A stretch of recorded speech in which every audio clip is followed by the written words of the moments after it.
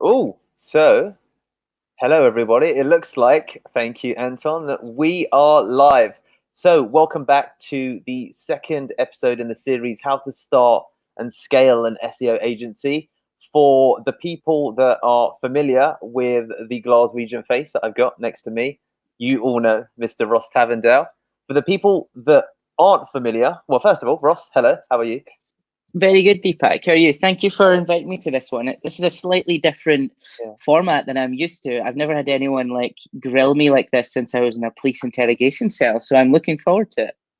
Oh, absolutely, absolutely. I thought that this would be a welcome change from talking about technical SEO or otherwise, and we will at some point get to the police part. But everybody, for those of you who aren't familiar with, hello, Sergey, hello, everybody. We've got, please do, by the way, for everyone's benefit, we're going to be starting formally probably in about 4 or 5 minutes. We'll wait for people to join.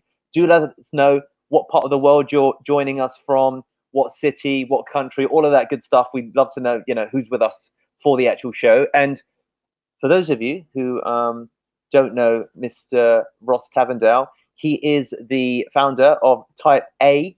It's an SEO agency based in London, and I've been excited about this one for a little while actually, because what we're going to be focusing upon today is just, to be honest with you, your journey, Ross. It's for me. It's hello, Kate from Orlando. Please do keep them coming in. It's been a pretty, I think, fascinating one, having got to know you through some of the shows that I caught on Semrush, but then stalking you a little bit. Yeah. Thank you, Paul. He's another Semrush regular. He also wants to know what happened over there. So I guess that for me, it's really fascinating to have got to seen you on Semrush, then to have stalked you, gone over to you go over to LinkedIn, you look at a person's kind of history to get a sense of their kind of professional career, and I guess I'd love to first of all, broadly speaking, before we get into the SEO stuff, you're from Glasgow, Mhm. you're in London. Was that journey SEO related? Was it completely different, or how did that come about? It was very SEO related. So when I started out, I actually started doing a degree up in Strathclyde University called IBML, which was International Business in Modern Language, which sounded really fancy, but I didn't really want to do it. I come from a Presbyterian family where their whole mantra is like, if it's hard and difficult and not nice, you're probably doing the right thing. Brilliant. So, and I think a lot of people can kind of relate to that. So, I was doing this thing and I started to build my own websites and stuff, making, the local florist websites. And I was working Witherspoons as well. Yeah. Witherspoons, I was taking home like 50 quid a weekend. And then my mum's friend, who was a florist, she's like, oh, there's some money for that website, 300 quid. I'm like, Oh. oh, right. And then it was like, oh, I don't show up for the name of the place was called Moody Cows, which I thought was a great florist name. Yeah. Yeah. She didn't show up for it for lots of reasons. And then I started learning about it. And that was all in a place called Carluke, which is Carly. before Glasgow. Okay. And then eventually that came into, I started working part time at an agency. And then I decided to drop the degree altogether. I'd done first year 3 times. And I went That's progressively more impressive. artsy. That's Yeah. really impressive. First year. Sorry, I wanted to make sure the audience caught that. So you did the first year 3 times, and then you decided to please continue. Yeah. Yeah, so like going from IBML all the way up to my last one was in music. So I was studying for a bachelor's in music and classical guitar, if you can believe that. It got progressively more like hippie and woke over time. But the money thing was really kind of that money drum was really pounding my ears. My affiliate sites were starting to do well. I had a site which you can probably look at still on Semrush called byebyemama.co.uk, which is about leaving home. It was like selling IKEA affiliate furniture to students. Horrific Okay. website. Made some money. Yeah. Yeah. And then moved into a company called Digitas LBI, originally called Big Mouth Media, which was it was the biggest and fastest growing agency, I What think, in Europe timeline? at the time. What timeline was this all over? Because for everyone who is listening, I mean, the things that I've caught, you started doing the IB. There was a lot of letters, and it was related to languages. Right. You did the first year a couple of times in a row because clearly that was not your point of focus. You then Mhm. switched to, did you say classical music with guitar? Well, I then moved into psychology and philosophy. So I was getting like Oh, really woke over time. I'm like, what's the point? I just want to make art. One of those, long hair, the whole deal. And really? yeah, yeah, yeah. Is You that? can look at my old MySpace. Oh, brilliant, guys! If somebody could look up Ross Please don't. Tavendael on MySpace and add it to the poll, my expectation, you are watching, is that you find that and that you add it to the actual YouTube comments. I'll be sure to like it. I'd love to see that. But please continue. Sorry. Yeah, no. So I joined a company called Big Mouth Media as a kind of SEO exec, and the first account they gave me was Boots.com, and I Okay. remember at the time that was like, why am I a junior getting given this utterly massive account? Yeah, that's a big And being a bit deal. of a Dell boy, bit of a salesman, like Dell boy's my spirit animal. We quadrupled the size of that retainer really, really quickly, and that obviously got the attention of people internally. I just kept doing that. I was there for about 3 odd years, 4 odd years. Moved my way up eventually to become you kind of managing like a kind of portfolio of account managers who had a bunch of clients underneath them. So, very early on, I got to really grow very quickly. And just that extreme experience to like some of the biggest websites in the world early Okay. desensitized me to the fear of going in, and because it's SEO is the Ah, same whether it's a large business or a small business. okay. Desensitizes you really quickly. And then started freelancing on the side, and then eventually I was like, freelance and affiliates making me considerably more, so I thought it was then time to start my own thing.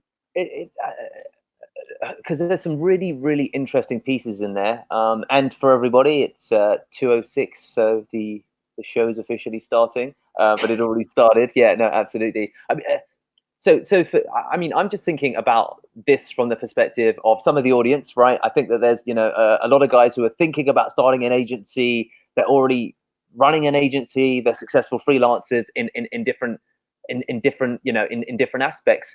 What like, first of all, what time period was that all over from the moment that you got offered the £300 to do the website?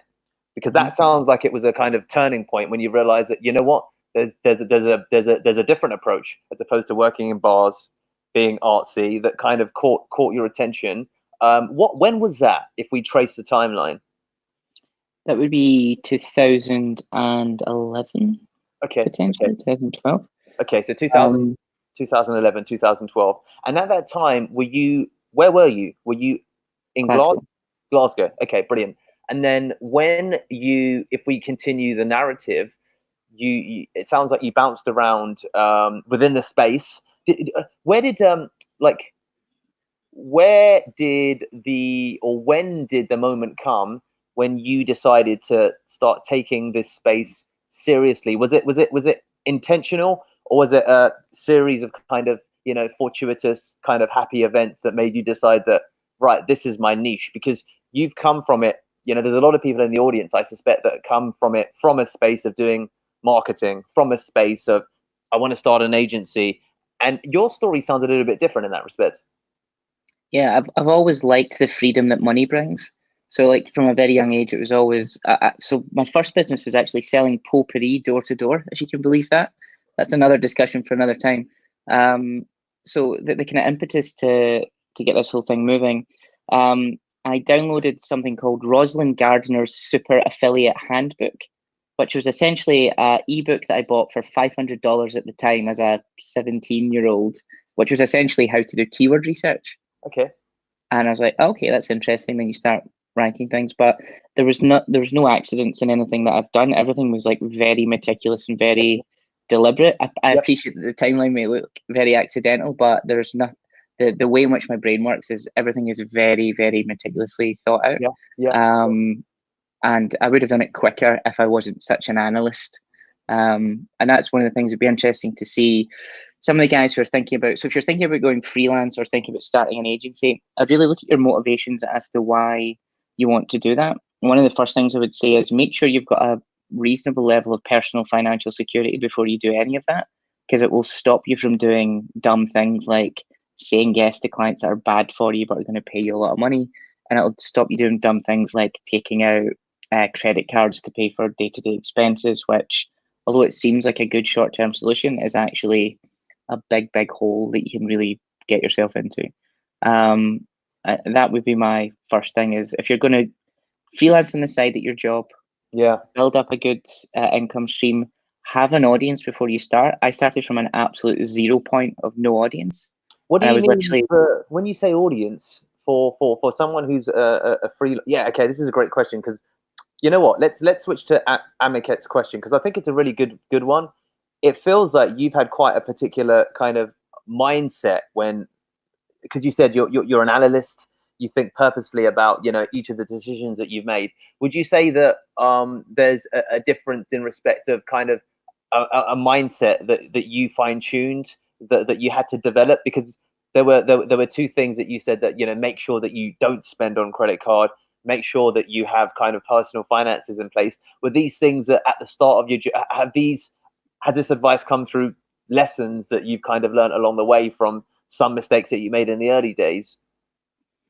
they came through observing what was around me, especially in Kirlook and especially in Glasgow. There's a lot of pretend wealth in that. There's a lot of people who are living in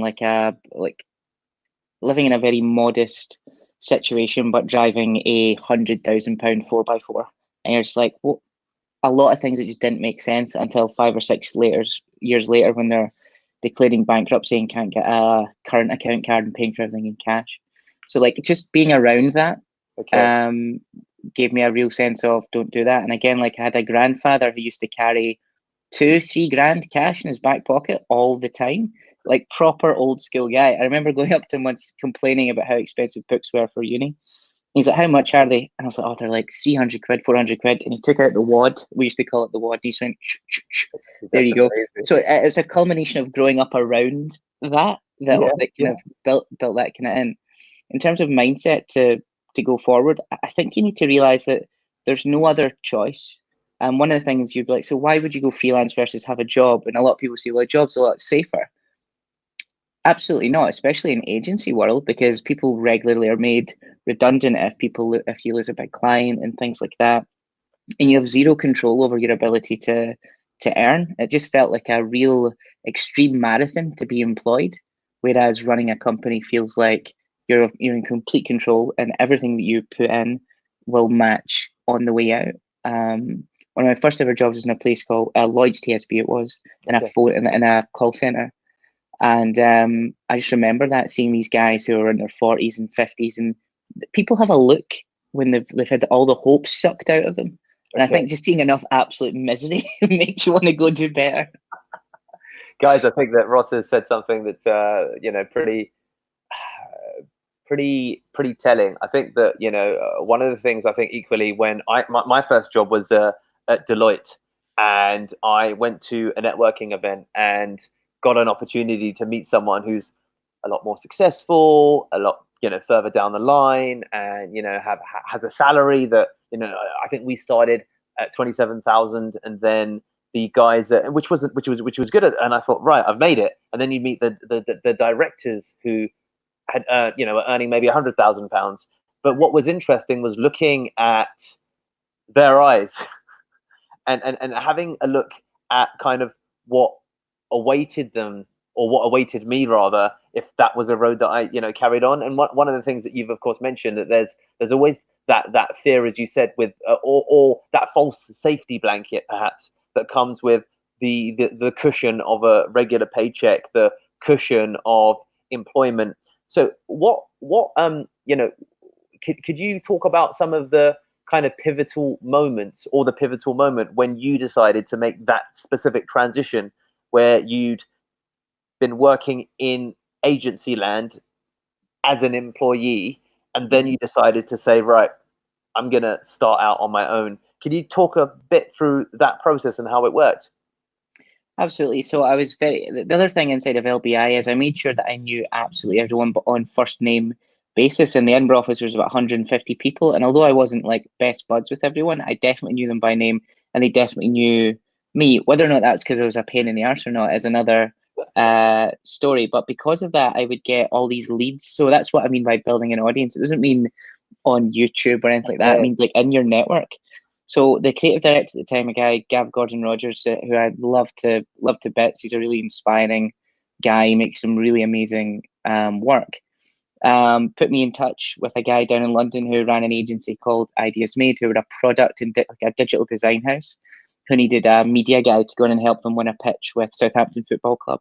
Okay. So I was like, I'll do it. I went down, pitched and won. And I was like, oh, okay, this changes everything. So literally within a heartbeat of winning that it was 3 times what my salary was.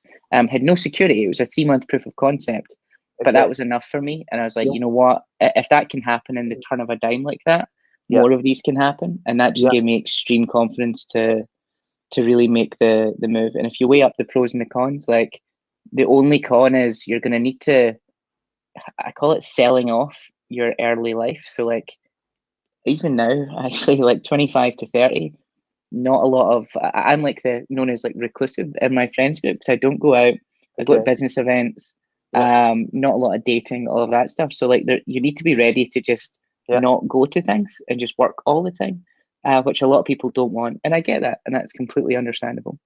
That makes sense. It makes a lot of sense, and it sounds like that moment where you won that pitch, kudos, was a real turning point. Yeah, absolutely. And I want to bring up the question that Greener SEO asked before we come back to that space, which was, I want to ask specifically. So the question, everybody perhaps can read it on the screen, about in-house or outsourcing. What I want to ask specifically to build upon this Greener SEO is, how did you then also go from that space of being a person who was winning pitches, who was delivering, to actually building a team?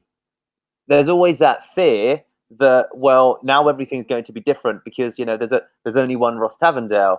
And could you talk a little bit about the challenges that come with trying to build a team to deliver? Yeah, I would say that my main challenge even now is all around people, managing myself and managing teams. So this is actually where I was just very lucky to be born into the place I was born into. Scotland is pretty much a socialist country, and it doesn't seem like that, but it is. My first 2 members of staff, if I hired them out of Edinburgh University, the Scottish government paid for their entire year's salary, both of them. So I had 2 full-time employees for a year for free in a subsidized office. So that makes it much, much easier. And then you can spend loads of time training people and building it up. And then, of course, they've got friends. And because they're all student level or graduate level, you get a lot of like really excited people coming in. At the time, we were dealing with small retainers. Like I think our maximum retainer was £1,600. We had a £300 a day rate, which most people in London, if you're a freelancer, that's the low end of what a freelancer rate is, never mind an agency. But my whole thing was just value, value, value. Set the prices low and hold for a very long period of time. So that's how I've made that transition. The dirty little secret about our kind of transition over the last 5 years is we've lost probably about 70% of our total clients. So, and that dramatic pause. And the reason being is that that first year, I was selling so much, couldn't hire fast enough, couldn't service it properly, had no operating procedures in place, had no training in place. And it was a very weird sink or swim environment. And I just delivered horrific work. And you learn very quickly from that it's not just about this. You get the sales bit right, amazing, because that feels like the hardest bit that everyone's scared of. Yeah. But once you do that, can you get the delivery and the management and the retention bit right? It's a whole complete thing. So the way I got from freelancer to starting was I got a subsidy from the government, which is not really the story everybody wants to hear, right? Because it feels kind of like cheating a little bit. But ultimately, before that happened, I was running a book of about 8 clients with a turnover of about £11,000 to £12,000 a month as an individual, and it just got way too much, doing 6-7 days a week constantly, and that's why I got some people. Well, I mean, first of all, I don't think that it's a sellout with taking advantage of the subsidy. I mean, the reality is, I think that there's, you know, a lot of people that don't recognize the opportunities always that are in front of them, and they don't take enough advantage of networking. We talk about it, and the people that you can come across and get access to. B, just being aware, I think, of, do you know that you can get subsidies? Do you know that there are companies or organizations that pay for interns to go and work at an organization, and that way their salary is subsidized? So I think that there's a lot of good things within that. And I want to greener SEO. We're going to come back to some of your questions as well. I want to touch upon something that Ross has spoken about, which I think is a challenge for a lot of people that are starting out. Is what have been your most effective learnings when it comes to the sale of SEO and winning work? I think that's something that sometimes people struggle with, and I'd love to get kind of some of your thoughts, because it sounds like has it come natural? Was it something that you learned on the job? Just I'd love to hear, kind of get your thoughts on it. Yeah, it absolutely did come natural. I think having like doing door-to-door sales of potpourri actually really helped, because you would go around and you'd knock the door and I lived in a mining village in the west coast of Scotland selling dried flowers. So first thing you learn is know your audience and understand market research. You'd knock the door and then there'd be some like big burly miner comes sort of like, what do you want? I'm like, do you want to buy dried Never mind. So in the next door, you'd be like, is your wife in? And then they're like, why do you want to speak to my wife? I'm like, okay, that's a wee bit too hard. And then you'd eventually craft the pitch to get to the right buyer in the house. And then you'd eventually craft the why they want this particular thing. So selling SEO services, I've never sold SEO services in my life. But what I have done is I've productized the way in which all the different functions of SEO. So typically when people I speak to that are kind of starting out, they'll go in to speak to a client, they'll be like, I'm going to do you a tech audit, I'm going to do you keyword research and on page and blah, blah, blah. That's the equivalent of me going into a mechanic and he says, oh, I'm going to change the lug nuts and change the oil and update the dolphin tips and then this. And I'm just like, what is any of that? Like, I've got no idea. You might as well just be talking Klingon to me. It's completely foreign. So we productize everything into stages and deliverables, and there's always like an outcome to everything that we sell. So the point of, we don't sell keyword research. We understand like knowing what your customers are looking for. We have a process called REST and BOOM. REST is research, evaluate, strategy, and tactics, which have got traditional SEO deliverables underneath them, but with an obvious out point for the business. And then BOOM is the implementation side of fix the broken site, B, on page, off page, and measurement. And packaging it up like that makes it much easier to sell. So productizing everything is how I've done all of this. Guys, I think that's something that you should definitely take note of. It's something that I've been myself as an SEO agency owner as well. It's something that I'm definitely learning from you as well, and I love that. So that was REST, which is research, evaluate, strategy, and tactics. Yeah, perfect. And then you had BOOM, which is something on page, off page. I forget. And measurement, broken site, on page, off page, measurement. So we've got frameworks for literally everything we do. For digital PR, we have something called DISCO, which is discovery, ideation, sign off, creation, outreach. Like, just break up your SEO process and then make it a compelling sell and build a story around it to help people really jump onto it. Because the thing is, SEO itself isn't that particularly challenging. I'd call it like advanced admin, because that's really what it is. We're finding the problems and we're tidying up the website, really. And so a lot of people, I see that they're approaching clients like a procurement person would. I'm going to have, it's like you're in a shop, like in the sweet shop, and I'll have 10 DR30 links. I'll have 50 pages of broken links. Like, it doesn't work like that, and it's not compelling. It doesn't mean anything. So that's the big mistake I see. Guys, this is, I think, a significant thing that differentiates, I think, the way that you approach a pitch. I think that, and the irony is that all of us have had it. You receive a lot of cold emails from a lot of other SEO agencies who've scraped you as part of a list, whether it's through your LinkedIn or otherwise, and they send you, we'll do a free audit or we'll do something, but effectively, what I notice is that everyone is speaking the same language. So then it becomes really difficult to distinguish, the best apple at the fruit market, because you're like, what? Everyone's talking about Braeburns. So, I've got no idea why your Braeburn's the same as his. So then you just start competing upon price.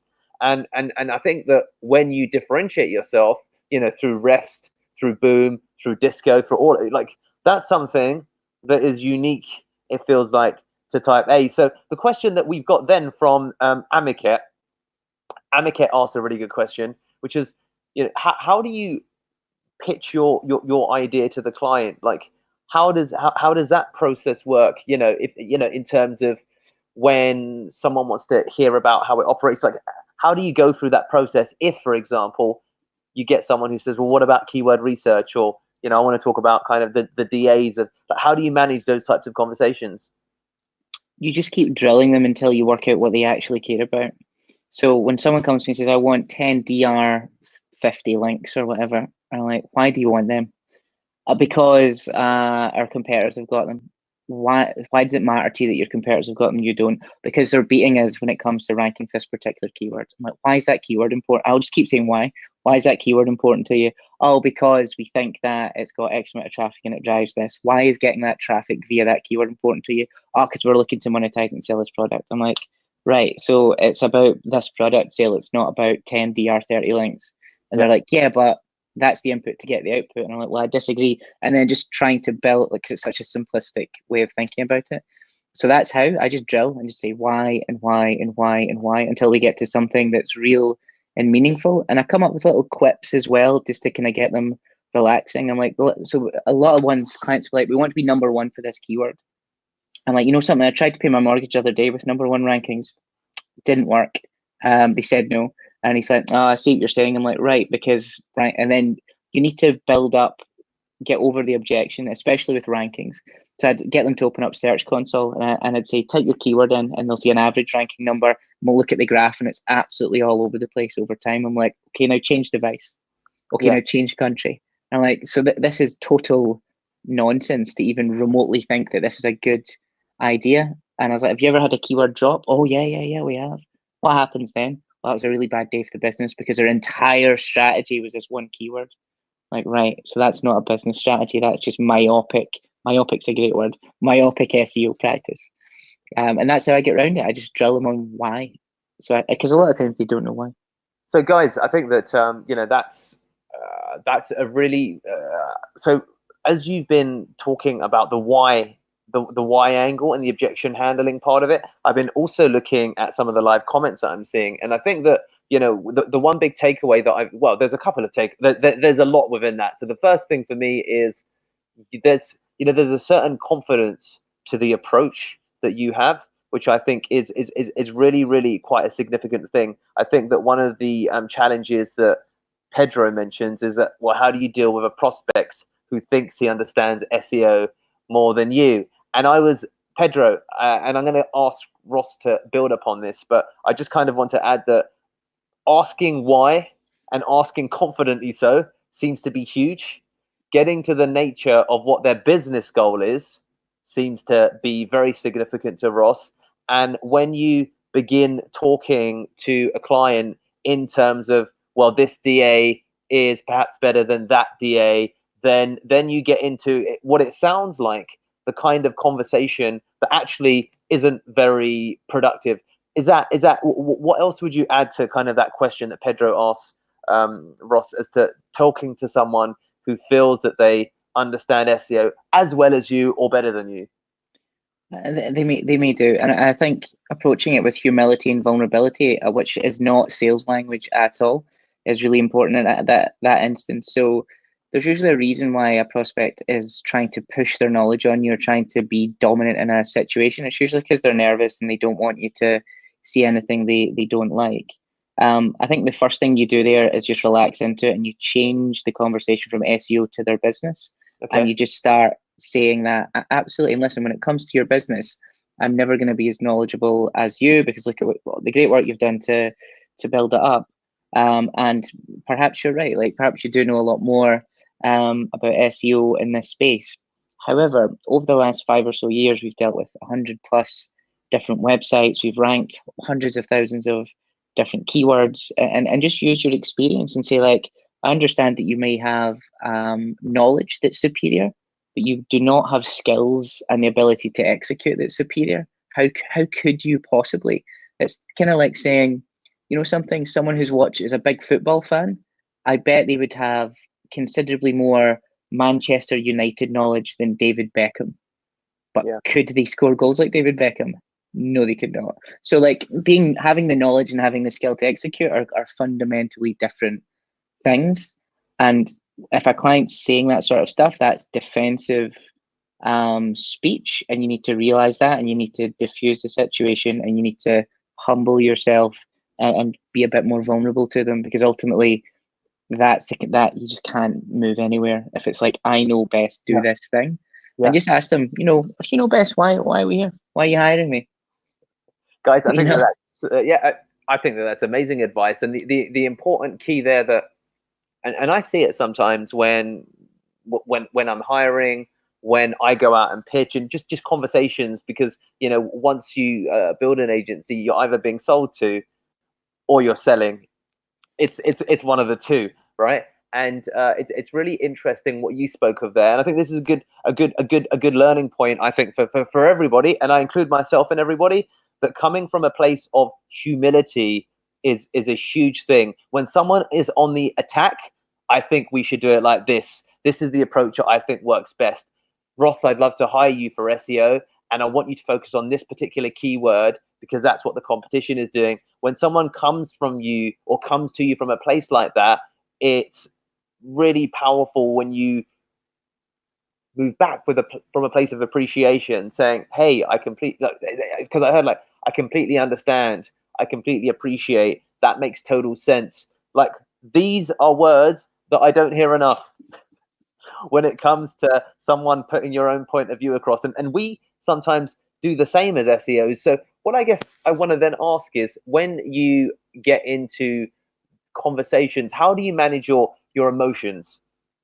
How do you manage it when you're in a conversation with and yeah, agreed, greener SEO, and we'll come back to your question as well, I think, Amit. How do you deal with a situation where you've got a particularly aggressive salesperson, let's say, who's trying to haggle you on price or haggle you on approach or some variation of the two? How does it work in those instances? Having your systems nailed down so that it's very hard to argue with your approach is the way to do it. If someone's trying to nail me on price, for me, that's just negotiation. So that's fine. So if we go in and say, this retainer is going to be £10,000 a month, and so this is our thing with it. With larger businesses, enterprise, the likelihood that they haggle you down is so low. One of the reasons I moved from Glasgow to London is because in Glasgow, if they can save £5, they will absolutely nail you to a cross to get that £5. London, they more care about if it's done well and quickly. So if people are haggling on price, I will then haggle on duration. So the old scoping triangle, I don't know if you're familiar with that. You can have it good, fast, or cheap. Pick two. Okay. So they'll be like, well, I want it cheap. I'm like, okay, do you want it good as well? They're like, yeah, well, you can't have it fast. So your 12-month retainer is now an 18-month retainer, and I'll happily come down. If you sign longer contracts, I'll give you discounts. And that's it, really. And you're just honest. And sometimes you have to walk away. And we've definitely been in a situation where, we're right at the very end stages. We've spent loads of time and done tons of forecasting and lots of work for this person to get the proposal to a good place. And they're like, at the last minute, try and flex a wee bit too much. And that's why if you're moving from freelance to agency or just starting an agency, it's important that you have some sort of financial security, so you can just say, you know what, that's just not acceptable for me right now. Or if they want to come down on price, we write a very detailed statement of work, which literally has every single line item, what we're going to do and when we're going to do it. It takes ages to write them, but it's really important. We just open the statement of work and I'm like, okay, you want it for what, half price? Let's take out 50% of this stuff. No, but I want all the same stuff. I'm like, that's how that works. Like, you're just buying time to do the thing. So do you want it done well, or do you want it done, so you can just have those kind of conversations. So having a statement of work, documentation is great to deflect emotion. So if I'm negotiating with you, Deepak, and I'm like, Deepak, you said you're going to charge me 10 grand a month. I want it for 7. And then me and you're going at loggerheads. If you were to open the statement of work and be like, well, let's direct attention to the statement of work. So you then do consultative selling and help them sell to themselves. Can you show me in this statement of work, what should we remove and what do you think's maybe fluff that you don't need, or where do you think we can help you save some money here? So you get them to do the bringing down for you. And a lot of time they'll be like, oh, I actually want all that stuff. I'm like, okay, we'll just keep it the same. Guys, you're hearing from a master. I'm learning as well. So I'm getting this stuff for free, which is brilliant. So look, there were a couple of things there that, you know, I want to outline for just for myself and for the benefit of the audience, guys. So number one, a detailed statement of work. And remember what Ross referred to when he talked about rest, disco, and boom. So he has got statements of work that are very different to everybody else's statement of work. Everybody else's statements of work is the same apple, right? First of all, Ross is talking about his SEO service as being the orange. Well, there's only one orange at the fruit market anyway. That's the first thing. The second thing is that as you peel away the actual peel of the orange, you discover that there is so much body to the orange, and that's a detailed statement of work that defines every element of what his actual service incorporates. The third element of it is that then, in terms of your documentation, becomes an excellent way to differentiate and also define the value that you're bringing, which is what you can use as almost a takeaway strategy to say, well, we can definitely go down on price, but then we're going to have to take away some of the actual work that we're doing, and you can move into the consulting and asking the actual client to sell themselves, to say, right, we're going to you asked us to function like a functional human being, but we're going to have to remove a kidney. Which kidney would you like to remove? And then it's like, oh, but I know I only need one, but I want both my kidneys. So I can definitely say there's so much I learned from that, and I don't think that for the most part, and a lot of the proposals that I see, because sometimes I get sent the competitor proposals depending upon the client, or they send me examples. I see very little of the differentiation that you speak of, kidney. I see very little of the differentiation that you speak of. So I thought that was actually excellent. So what I want to then ask in terms of the next question, going back to a little bit to perhaps the basics. So there's also a freelancing section. Yeah, Kevin, I thought his answer was excellent. There's also a freelancing section to this audience. What advice do you have for the guys that are like, Ross, £10,000 a month? You just said something that completely blows my mind. I'm overwhelmed. I'm still struggling with getting a £500 or £1,000 or a £2,000 a month guy. What advice do you have for people that are still in that space?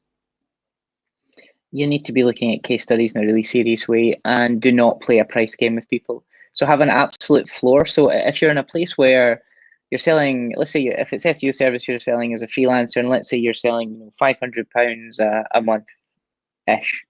It's very hard to do really good work for £500 a month. So when it comes to telling the client what you're going to do, make sure you line item things like reports, time on phone calls. What I've noticed is for low-end SEO services, there's no real reporting and there's no real client interaction. So when it comes to getting rid of you because you're just like an annoying monthly expense that they don't really care about, it's really easy because they don't have a personal relationship with you. And how could they? Because you're charging them £500 a month. You're not going to go speak to them for an hour every week. That's utterly ridiculous. One thing I would say, and this is for UK-based people mostly, if you think of the average salary for like a marketing executive, it'll be somewhere between 25 and 35 grand a year, depending on what the position you are in the country. Yep. Now that's about what, 2K a month-ish, give or take. That's what most small businesses will have to spend. And I think if you can show them that you can give them that value and show them that actually I'm kind of like your outsourced marketing guy, except I've got all these different functions. And not only that, because I'm freelance and not in your business, I'm a tax write-offs. You don't need to pay my PAYE. Like there's so many benefits to taking a really good quality freelancer. But the reason why businesses won't take it is because when you're at that level, you're not making a compelling enough case. Like saying I'm going to come into a tech audit, who cares? Like not for 2 grand, you're not. So that I would stop selling low end services if you can. I know it's easier said than done, but you got to start moving in that direction because there's not a lot of room to move. And if you think about any marketing function, buying an ad in the Yellow Pages, the local newspaper, it starts at £1,500 to £2,000. So the notion that you're selling for lower than that is just utterly ridiculous. So I would start bumping the prices up and being a lot more consultative. get on the phone, get in front of them, and do what we're doing right now. I think one of the interesting, the second year of our business, we had some clients who were kind of flat, so not a lot of growth, but we retained for a long period of time because we had them on instant messenger, we had them on, and sometimes they would just want a little moan about their wife, or they'd want a little moan about how things weren't going well at some other part, or talk about their favorite football team. A lot of times we wouldn't even be talking about business. But it's building those relationships is just so key. And if you're looking to do scale, I'd say take a step back. Don't be looking to get 30, 40 clients at £500 a month or £1,000 a month as a freelancer. Try and like get 10 at a much higher rate and just do really good quality of work. The thing that propelled us was our case studies and then our ability to actually do the job. Okay. I mean, that's again, I think that it's really important. It sounds like for people that are starting out and you're looking at the £500 per month services, the way that you framed it, I think, is really interesting.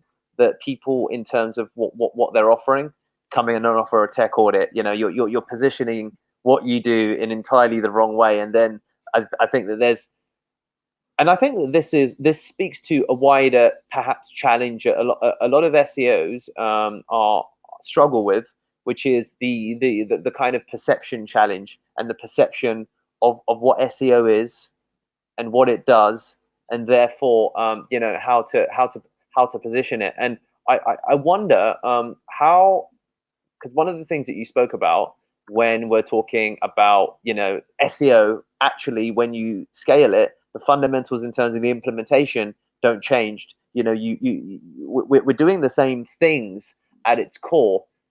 Does the actual process in terms of how you position it also change from the £500 guy versus the 5,000 versus everybody else? Absolutely. So the small businesses, they will want you to go in and do all the things and just fix everything. In fact, there's some instances where you'll get logins to their CMS, which is completely foreign to me. And when people start saying, "Oh yeah, there's the login to that," and get it all sorted, I'm just like, wow, that's a lot of immediate trust. So when you're into enterprise and larger clients, that completely changes. Reason being, even if you do your traditional SEO stuff like a tech audit and then go to implement, there's a bunch of people in the organization that need sign off. So there's something called a RACI in consulting, which you'll probably know from your Deloitte days. So work out who's responsible, who's accountable, who needs to be consulted, and who needs to be informed, and break out your reporting like that. Before you do any work on a client's business, you need to be going in and you need to be interviewing all the people in that RACI to understand what they care about and how to get things done. A classic example is, as we done this big old technical audit on a 500,000 page website, went to do the implementation, and then we were met with 7 people that we had to get sign off from. And because we didn't get the original requirements, we had to redo the entire thing because it just didn't hit with their department's requirements. So it becomes more of business consultation, and you're just happening to do it for organic search. So that's the difference in that. It becomes a lot more data and documentation driven the higher up it goes, whereas SMEs, it's just like, do the thing. Okay. And again, it sounds what's interesting there for me also is what the running narrative through the thread seems to be that you have to understand the business and what the business is actually trying to achieve. And Satish, if you could just bring up this comment actually, because I want to hit upon it. Satish's last comment so that we can see it. I think that we've got a large part of an audience who are international or an Indian market. And what I want to also say to you, Satish, if you're listening, is that there's almost all of this still applies to actually any market, because certainly probably many of the audience have either been cold emailed or have emailed and received pitches. And I get pitches a lot from agencies who are based in India, right? And there's amazing agencies everywhere in the world. But when you, as Ross has built upon, build one, a great case study, 2, refine your actual process so you productize it, 3, understand the actual needs of the business, as opposed to looking at SEO as a self-contained box where someone is trading money in exchange for keywords, then it really puts you actually in the same box as everyone else who's doing exactly the same thing. And as I hope that you can see, Satish and everybody that's listening, Ross has quite a different and nuanced approach, which sounds a lot more, and I saw it as well in the comments, it feels like your approach, Ross, is a lot more holistic. And I don't feel like we're almost even talking about, although the implementation, and if you know Ross from his other shows, it's technical SEO implementation, a lot of it. I feel that when we talk about the agency, we're talking about business goals. We're talking about business objectives. And I feel almost like we're no longer talking about SEO. Yeah, it's just the SEO happens to get you there. For the Indian market, it's really interesting. I mean, so I get pitched constantly from Indian SEOs selling services and things like that. All the Indian people that I've worked with remotely, incredibly hardworking. They do 6-day work weeks, which I didn't realize. That's just part of the culture. Saturday's a working day, which I find fascinating, and just like we'll go at it. So in terms of work ethic, some of like the brightest minds are coming out of India as well, but SEO as a channel has a little bit of a reputation problem. But when we were to say Indian SEO, it has a real reputation problem, because the way in which Indian SEOs typically sell, if they're trying to get clients in the UK or the USA, it's just by cold email. And the problem with that is a complete lack of relationship to kick off. So good first step, adding people on LinkedIn and all of that. But I need to know, I don't know you yet. So you need to let me know that I can trust you. Like, you're the other side of the world. Like, you need to slowly build a relationship, whether that's put out some videos if you don't like video, write up some articles, show me some case studies. And for God's sake, please do not use a fake name, because it makes you sound more Anglo or something like that. I get a lot of guys coming to me with completely fake names and personas, and then I actually interview them and meet them, and I'm like, oh, your name isn't Ben Smith, is it? And he's like, oh no, that's my Western name. I'm like, don't do that. Like, that's disingenuous. Can people think it's a good thing because you'll be more appreciated? It's not. You got to be yourself. And if people have got a problem with you being from India, they're not your customer, and they never will be. And you don't want that type of customer. Just be genuine, be yourself, and build trust first before you go in for the kill and get the sale.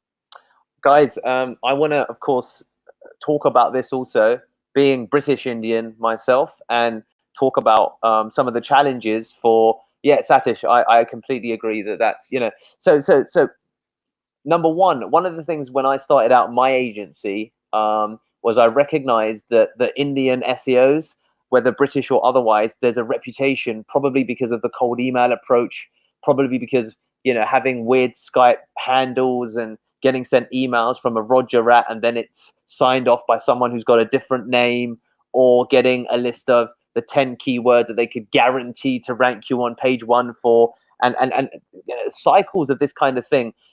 So one of the things that was helpful for me, and I think that there's a lot of people that are in the audience here who ultimately run a remote business, in that you might be in a small town or a suburb in Mumbai or somewhere in India, and you're thinking that, well, you know what, nobody in my village, to take upon Ross's approach for, if we talk about the small town in Scotland that he originally came from, I can sell SEO to. Therefore, you need to do it, of course, remotely. So think about trust signals. Okay, so for me, one of the biggest things when I set up Pearl Lemon was I looked at a lot of the big agencies online, and I thought, well, what are they doing in terms of trust signals? Where are they listed? They have case studies. They've got real pictures of people. They've got like reviews. They've got a lot of these kind of trust and social signals. So where and when you can, take a look at what people like Ross are doing. Take a look at, if you think there's good things about what we're doing, and seek to copy it. And you'll notice that everyone's using their real name. Everyone, there's a certain consistency to it. And equally, one of the mistakes that I made in the beginning when I started, because we've got a core operation in India, and as soon as I switched from being nervous about it, Ross, and like, because my partner's Italian, and she would hear me on phone calls, and she's like, why do you start going all weird and funny when they're like, oh, so where's your team based? I'll be like, oh, part of them are in India. She's like, why are you saying part of them are in India? She said, yeah, the operations and the guys that are amazing. They're based out of Vadodara in India. And she said, people believe in anything you say when you say things confidently.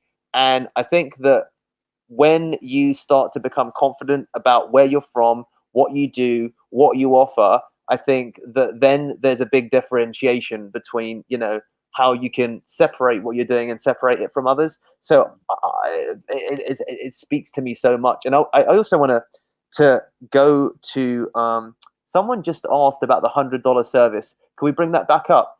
Some clients will say that, oh, Yeah. I can get that for $100 in India. Walk Yeah. away. Like, we're not having this conversation. Just for like, so that's what I would say with anyone. If like, well, I can get this much cheaper, and you know, I can get this for $100 in India. I'm like, go right ahead. Yeah. Don't sell the unsellable. Absolutely. And one thing I want to point out to everybody listening, for all of you who are afraid, if you come from a place of financial security and work on solving that issue, then you can be in a place where you're not afraid to walk away. And there's power in that. There's a huge amount of power when you're pitching, whether you're coming up against objections. And, you know, many ways you talk about someone says that we can get that done in India for $100. I'm imagining that even at, you know, bigger levels, people allude to the same things, but they won't probably say it so pointedly. So how do you manage those kinds of objections in the moment? You know, when you've got someone in front of you, when you talk about your process, and someone tries to either dress it down or say, oh, but Ross, you know, Deepak is offering what I think is the same thing for like half the price. What is like, if we were to kind of engage in a little bit of role play for the benefit of the audience, let's pretend, guys, let's pretend that I'm asking Ross about $100 SEO. So Ross had just given me the pitch, and I said, Ross, with all due respect, I could get SEO done I can get it done in India for $100 a month. Absolutely, Deepak, you can. And you know, if that's the price point you're coming at, then I'd encourage you to explore those options.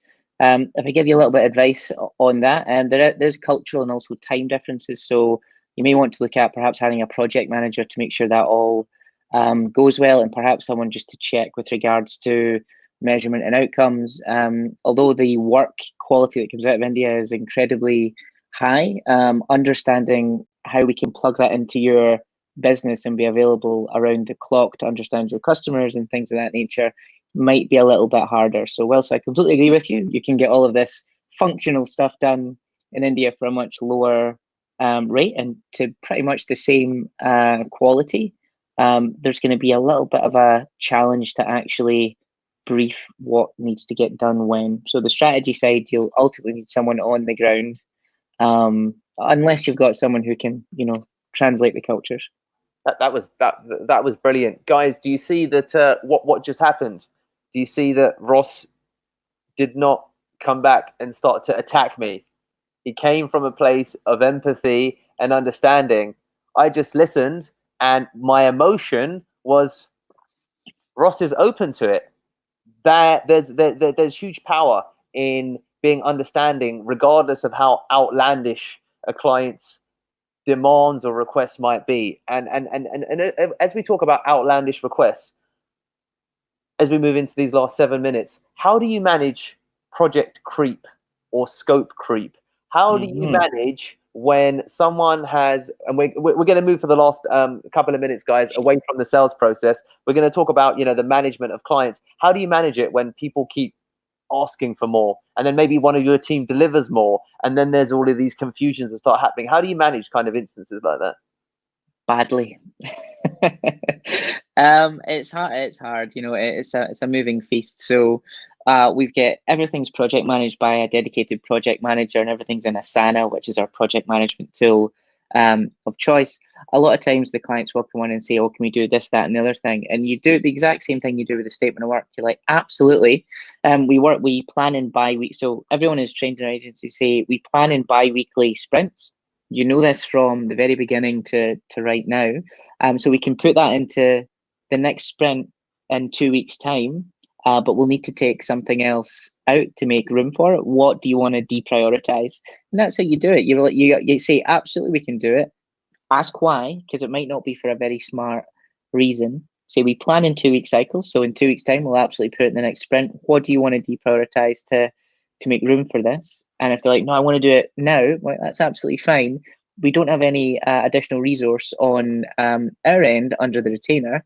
We could do it as a one-off project for you, though. Is that something you'd be open to? And then they're like, yeah, I really want it done. I'm like, great, let me write up a statement of work for this piece, and we'll do it as just a little side one-off project to get it done. I've just did an upsell and he gets what he wants. I think training them so that they know that we do not work for free and trying to like bully us into doing more work for them just will never work. Now, the reason I said badly at the start is because sometimes if your back's against the wall and the results aren't quite coming in the way you want to, you'll let it creep. So my whole thing is longevity. If I can retain a client for 3 to 4 years, that's my sweet spot. That's absolutely perfect. If I think something is going to jeopardize the account and we need to go negative profit on them for 3 months, 6 months, that's fine. As long as we hold on to them and we can retain them and just keep that in motion and keep that going, because the cost of getting a client is so high that I'll happily do things to keep them within reason. Sometimes you just got to say, I'm sorry, we're going to part ways. Wow. Okay, that's incredible advice. I think that longevity, understanding the larger goal, sounds really, really important. And what I guess what I want to ask is, how long did it take you to build out all of these processes? It sounds like there are systems for almost every aspect of your actual work. How did that all come together, like developing these systems over time? Well, I've always been really into strategy in particular. And actually, one of the interesting things, I'm going to be doing a talk about strategy versus tactics. There's going to be something called 5 Hours of SEO, which is a big global event that Semrush are doing on the 5th of March. So if anyone's watching, I'd highly recommend that you sign up for that. We've got people like Craig Campbell, Alida Solis, myself. I'm going to be sharing some pretty in-depth knowledge. So please do sign up for that. But yeah, the amount of time that it's taken, it's iterative, you know. So it always had, before we had Disco, we had Raptor, which was research, angles, pitches, titles, outreach, and re-engaging. Like, you know, that was a bit messy. So you refine over time and just get it to a good place. So it's taken me, we've done it seriously over the last kind of 2 years to write like so I just wrote operating procedures to do outreach. Took me a week of a week of solid work. So from me and you're on the 4:30 club, so from 5 o'clock in the morning till 2 o'clock in the afternoon, just solidly writing for 5-6 days. It takes to do one procedure. So you can probably do the maths. It's hard, you know. It's work. Guys, I make sure, by the way, first of all, that 5th of March, as Ross rightly said, there's the mega webinar. If you could, Anton, include a link in the description, you're going to get 5 hours of pure SEO. Ross and a host of other big names are going to be part of it. So do make sure that you sign up for that. I think Anton will put a link in the comments if he hasn't already. And then the second element of it is, and this is kind of in the last couple of minutes, I want to kind of focus upon this part. All of these aspects that Ross has mentioned when we've talked about the process of the actual pitch, determining what is actually important commercially to a client, as opposed to, you know, a individual keyword or a particular broken link, alongside understanding what is the actual type of client you should be going for and how you should be spending your time, and then looking at the documentation. You know, everything is, guys, it's hard work. Yeah, and there's lots of it. And definitely, I think that one of the things that I'd love for you to finish up on in this last minute or two, I feel that now that marketing and the need for it as an external resource has become so established, that every man and his uncle and his dog is attempting to start up an agency. And could you just speak to the pitfalls of seeing this as a great, it's a get rich quick scheme. I'm gonna start up tomorrow. I'm gonna sign on a client because everybody needs marketing of some kind. What would be your advice to people in respect of kind of the hard work versus the I'm looking for the silver bullet scenario, Ross? It's like any business, like there's going to be quite unless you really love what you're doing, there's going to be a real high degree of misery, because it's fine when you're like well rested and you get a little bit of money in the bank and no one's like stressing out to get deliverables out the door. But when you don't have money in the bank, you've not slept very well, and you've got 5 clients you're late on deadlines with, it kind of changes your perspective a bit. 3 or 4 years ago, I had a lot of people come to me with like startup ideas, like, oh, I'm going to get funding, we're going to do this. I'm now getting them coming to me looking for employment. And that's just because it's brutally hard to do this sort of thing. There's a lot of people moving into the market, starting agencies and things like that. What I'm seeing is people, the first wave of big agencies, this is in the UK, the guys who sold out to the bigger public groups, got tens of millions of pounds for the sale of their agency, are now have got all this residual income that they need to put somewhere through what's called an EIS scheme, which is just a tax haven to reduce their tax bill and their wealth. Yep. And what they're doing is they're investing in their old employees to build secondary agencies with the exact same playbook. Now, the idea of kind of agency that's got capital behind it as like a venture thing just makes no sense, because it's a zero-sum game business. Starting an agency is the same as starting a hair salon. Like, it doesn't do anything to the economy. We're just exchanging money. Now, it is growing, but one of the things I would say to you if you're going to be thinking about starting this is it probably is a get-rich-quick scheme in the first 12 months. If you will make considerably more money, but that's 12 months, and I assume you want to live longer than a year.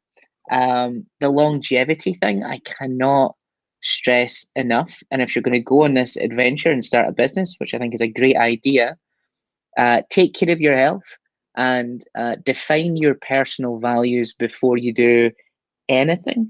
So if there's anything difficult that ever happens to you, or a big decision you have to make, you've got a set of values to fall back on. You've already agreed with yourself internally, and that's completely unshakable. And if you do that, you're going to be absolutely fine. I think that, guys, that's an amazing way to end today's webinar focused on how to start and scale an SEO agency. We'll be back with Ross in a month, I think, to talk more bits and pieces about SEO. But Ross, listen, I want to thank you for your time. I think that I learned a lot. I'm sure the audience has learned a lot, and just looking forward to see everybody again for the next episode. Again, there's a link that Semrush have just placed in the comments for the next actual episode, but we'll be catching Ross again in a month's time. And Ross, mate, thank you so much for all of your time and all of your amazing insights, buddy. Thank you, Deepak. It was really interesting to sit and speak with you best, and I really appreciate the invite. No worries at all. And everybody, catch you for the next episode. Please do sign up. The link is just below in the comments. See you soon, Ross.